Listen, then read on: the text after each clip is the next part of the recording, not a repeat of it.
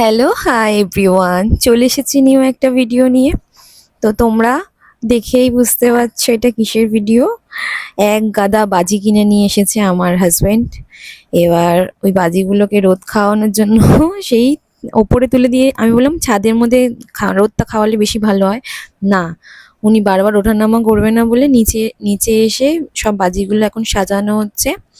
আর এটা হচ্ছে আমাদের উঠানের সামনেটা। আমি বলছি ওই দিকটায় গিয়ে রোদটা বেশি পড়ছে, ওই দিকটা দিতে দেবে না, ওই দিকটাই দেবে। কি না ওখানটায় সব পিঁপড়ে ফিবড়ে। আর যখনই বলছি এত বাজি কেন কিনেছিস, তখনই বলছে যে বাবুর জন্য, তো বাবুর প্রথম বাজি ফাটা দেখবে বুঝবে।